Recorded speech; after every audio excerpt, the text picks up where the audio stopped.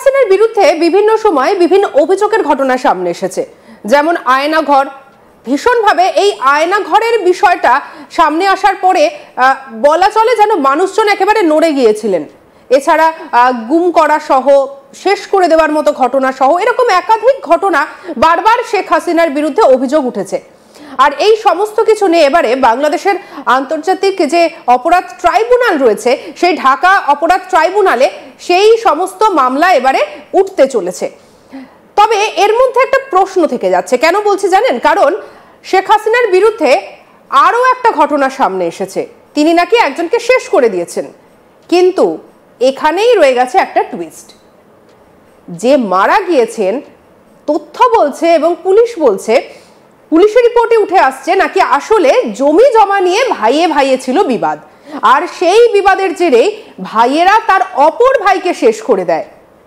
এবার স্বাভাবিকভাবে প্রশ্ন আসে যে এই কথাটা কেন বলছি, কারণ সেই যে শেষ করে দেওয়ার ঘটনা, এই ঘটনার দায় গিয়ে পড়ে কার উপরে? না, শেখ হাসিনার উপরে।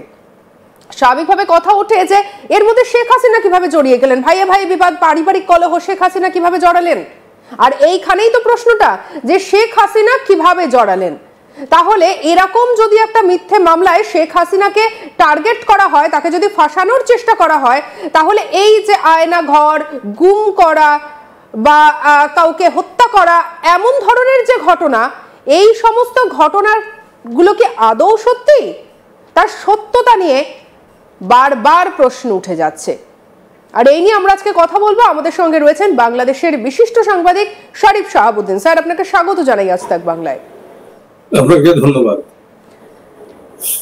এই যে বিভিন্ন ঘটনা, এই বিভিন্ন ঘটনার মধ্যে প্রশ্ন উঠছে কতটা সত্যি, আপনি কি মনে করেন? একদম মিথ্যা, বানোয়াট, ভিত্তিহীন। একদম শুরু থেকেই তারা একটা জিঘাংসায় মেতে উঠেছে। এই ইউনূসের নেতৃত্বে জঙ্গি জিহাদি জামাত, স্বাধীনতা বিরোধীরা, তারা স্বাধীনতার পক্ষের শক্তি হিসেবে, নেতৃত্ব দানকারী শক্তি হিসেবে আওয়ামী লীগকে মনে করে। আর এখন আওয়ামী লীগের নেতৃত্বে আছে, সফল নেতৃত্বে আছে শেখ হাসিনা। এবং গত 15 বছরে, 54 বছরের ভিতরে গত 15 বছরের, ধরুন 12 থেকে 10 বছরের প্রচেষ্টায় শেখ হাসিনা যে দেশটাকে যে গড়ে তুললেন, এই দেশে একটা উন্নয়নের মহাসড়কে তুলে দিয়েছে। আপনার বাংলাদেশ উন্নয়নের রোল মডেল, এটা কিন্তু ইউরোপ আমেরিকা বলছে, বাংলাদেশের মানুষ বলেন। তো আপনার জিডিপির দিক দিয়ে আপনি দেখবেন পাকিস্তানকে বহু আগে ছাড়িয়ে গেছে। ইভেন ইয়াতে রুপির যে ইয়াটা, কারেন্সির যে আপনার ভ্যালুয়েশন, এই ভ্যালুয়েশনের দিক দিয়েও আপনার অনেক দূরে বাংলাদেশ চলে গেছে। যেমন পাকিস্তানের প্রধানমন্ত্রী ইমরান খানকে বলেছিল, ইমরান খান বলেছিল যে আমি সুইজারল্যান্ডের মতো বাংলাদেশ, পাকিস্তানকে গড়ে তুলতে চাই।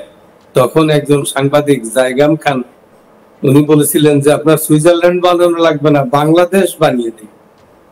তো বাংলাদেশ যত উন্নতি করবে, তত বাংলাদেশের স্বাধীনতা বিরোধীরা তত তাদের অন্তর্দাহ, জ্বালাপোড়া, তারা তাদের অপতৎপরতা বৃদ্ধি করে। এটাই আমরা দেখে আসছি, এটাই ইতিহাস। তো জাতীয় এবং আন্তর্জাতিক চক্রান্তের ফলে আমরা তো ট্রাম্পের কাছ থেকে, আমেরিকার প্রেসিডেন্ট ট্রাম্প যে ডিসক্লোজার দিলেন যে বাংলাদেশের সরকার উৎখাতের জন্য টাকা দেওয়া হয়েছে, কিভাবে টাকা দেওয়া হয়েছে, এবং এটা তারপরে আস্তে ধীরে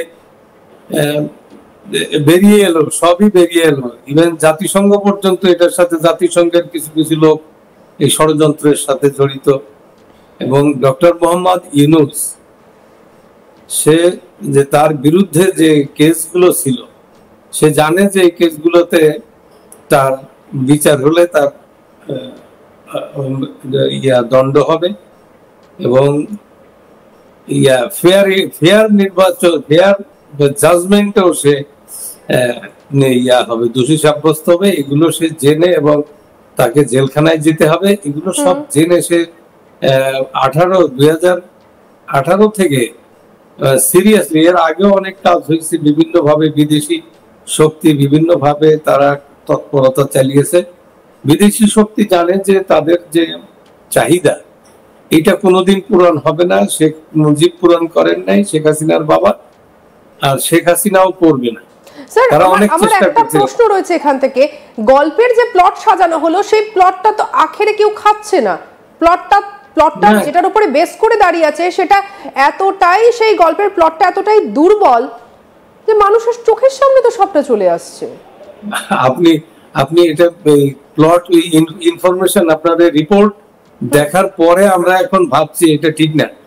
এর আগেই ভাবা উচিত। সাধারণ মানুষ জানে যে একটা মহিলা সে মানুষ হত্যা করছে কয়জনকে, সে তার বিরুদ্ধে প্রায় 350, এক্সাক্ট ফিগার আমার কাছে জানা নাই, শত হত্যা মামলা আসামি শেখ হাসিনা।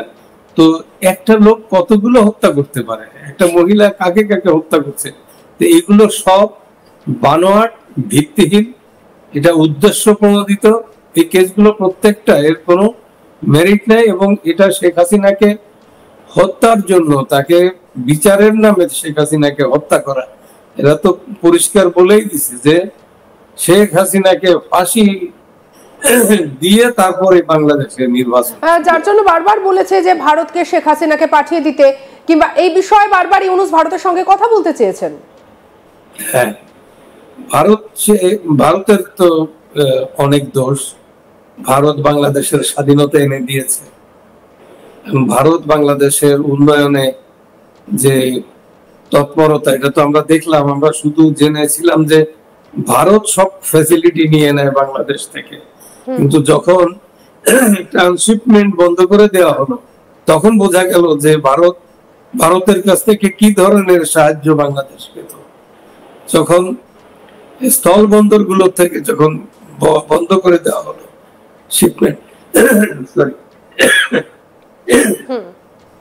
তো আস্তে আস্তে বোঝা গেল এই যে ভারত বিরোধী। আমি একটা কথা পরিষ্কার ভাবে আমরা পরিষ্কার হওয়া দরকার যে যারা স্বাধীনতা বিরোধী তারা স্বাধীনতা ভারত বিরোধী, বা ভারত স্বাধীনতা এনে দিয়েছে, ভারত ভয়াবহ ভাবে স্বাধীনতার পক্ষে, ভারতই হচ্ছে একমাত্র বন্ধু।